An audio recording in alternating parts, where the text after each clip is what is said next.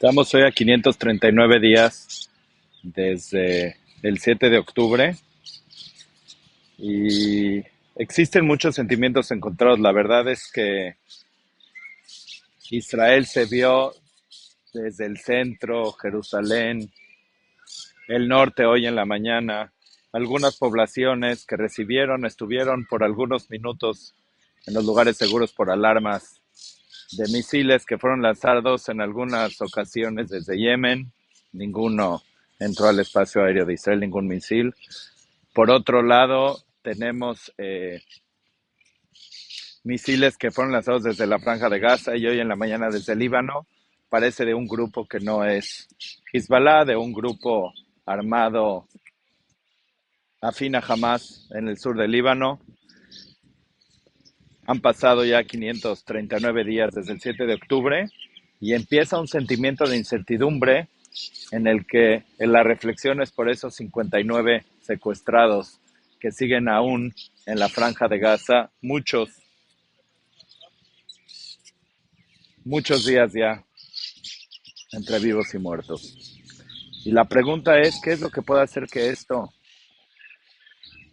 logre despertar y que empezamos a ver de regreso a los secuestrados? Si analizamos, tuvimos que esperar desde la primera liberación de secuestrados prácticamente en noviembre de 2023 hasta alrededor del 19 de enero de este año en el que subió Donald Trump como presidente. Pasaron más o menos 400 y tantos días, 440 días más o menos. Y sí vino el gobierno de Donald Trump, escuchamos de los secuestrados y de muchísima gente, sí vino el gobierno de Donald Trump en el momento de que subió, en el que las amenazas de que se iba a abrir un infierno para Hamas en la Franja de Gaza si no liberaran a los secuestrados, y eso generó un momento en el que se empezaron a ver estas liberaciones. Pero terminó esa primera fase y hoy en día estamos en una situación en la que no vemos la manera en la que estos secuestrados puedan salir libres. Israel toma la decisión de reiniciar una ofensiva militar en contra de la Franja de Gaza y provocar con esto que se liberen a los secuestrados. Toma la decisión también de frenar la entrada de ayuda humanitaria y también de desconectar a la Franja de Gaza de la red eléctrica israelí.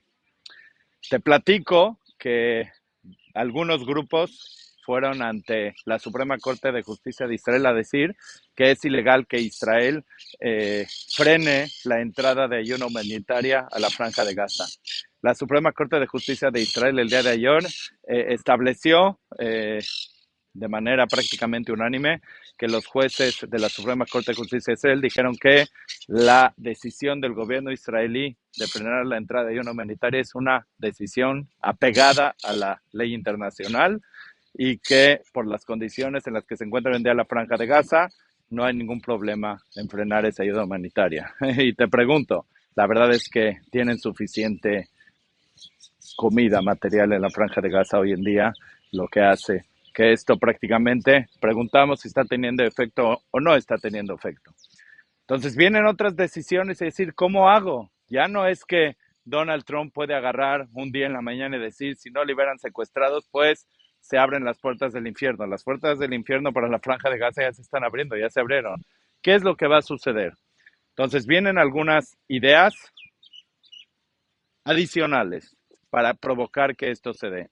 Y una de las siguientes ideas es empezar a controlar mayor cantidad de territorio en la Franja de Gaza con el objetivo de que jamás sepa que ese territorio que Israel empiece a controlar es un territorio en el que no podrán regresar los palestinos de la Franja de Gaza a vivir ahí.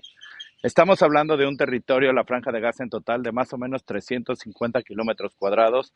En su parte más ancha tiene alrededor de 12 kilómetros, tiene 40 y tantos kilómetros de norte a sur, y estamos en una situación en la que el territorio es muy poco en la Franja de Gaza. Y una de las cosas que más puede doler a la dirigencia palestina, a la dirigencia de Hamas en la Franja de Gaza, es empezar a controlar ese territorio. Y aclaro, muchísima gente dice, este es un tema colonizador, Israel se va a anexar territorio de la Franja de Gaza. No estamos ahí. No estamos ahí porque estamos en un país en el que es un país de ley y un país en el que no es lo mismo en este país un control militar que una anexión de territorio para que fuera territorio israelí. Nadie está hablando en Israel hoy en día de una anexión a territorio israelí. Está hablando de un control militar para provocar de la mayor manera posible que jamás ceda y que decida vamos a empezar a liberar a los secuestrados. Entonces te pregunto, ¿realmente esto está teniendo efecto o no está teniendo efecto? ¿Estamos realmente viendo un avance o no? El ministro de Seguridad de Israel declaró ayer mismo, que los planes, y hablándole a Hamas y hablándole a los palestinos, que los siguientes planes en esta ofensiva militar ya están autorizados y que vienen muchísimas sorpresas. Y todo esto para provocar que se liberen a los secuestrados. Pero lo impresionante que vimos esta semana es que se empezaron a dar manifestaciones en Gaza. Manifestaciones de palestinos, gazatíes, que gritan. En las manifestaciones prácticamente han habido 2, 3 días seguidos de manifestaciones, algunos con más gente, algunos con menos gente, pero se empiezan a ver esas manifestaciones en las que la gente empieza a gritar que por favor se termine la guerra y que no quieren el gobierno de Hamas más en la franja de Gaza. ¿Te imaginas? Hace unos meses, incluso hace unas semanas, ese tipo de manifestaciones no lo vimos nunca en la franja de Gaza y lo empezamos a ver en estos días, a tal nivel que el mismo primer ministro de Israel, Benjamin Netanyahu, ya declaró claramente que esto es una señal de que realmente están funcionando las acciones de Israel que está haciendo en la franja de Gaza. Cuando escuchas los testimonios de todos estos secuestrados que salieron desde enero y en las semanas consecuentes, empezamos a ver que lo que imaginamos muchos incluso no se acerca al sufrimiento que tuvieron estas personas.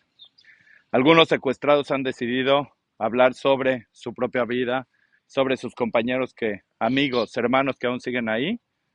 Y por otro lado, incluso han habido mujeres secuestradas que empiezan a contar las atrocidades y la manera en la que las atacaron, incluso sexualmente. Cuando empezamos a escuchar todas estas historias, la urgencia de solucionar este tema pareciera que no puede llegar a niveles mayores, pero la urgencia se siente. Hoy en Israel tenemos un sentimiento de incertidumbre, de preocupación y también una unión porque se han liberado estos secuestrados. Y a pesar de todo eso, dentro de Israel las cosas siguen funcionando, se sigue viviendo. La gente no cancela eventos ni ninguna otra cosa por alguna alarma, por algún misil. Parecería que no existieran. Y sí es que tenemos el mejor sistema de seguridad que nos hace sentirnos seguros de esa situación, con la providencia que existe en esta tierra. Pero esperemos pronto dar noticias sobre la liberación de estos secuestrados y que las acciones de Israel en la franja de Gaza empiezan a tener efecto. Hay ideas dentro del gobierno de Israel, ideas que se filtran en la prensa de cuáles serían los siguientes pasos de Israel en la franja de Gaza. Pero lo que sí es que la dirigencia de Gaza lo vio y lo pueden sentir en carne propia, que los asesinatos selectivos en contra de la dirigencia de Hamas se están llevando con gran efecto exitoso. Incluso Hamas perdió a quien fuera el primer ministro de Hamas, una semana después perdió al reemplazo que Israel aniquiló y ahorita Hamas ha decidido ya no nombrar a nadie más. Estamos viendo un avance importante estratégico de Israel y esperemos que empiece a tener efecto. Por favor, te pido que te suscribas y sigamos compartiendo.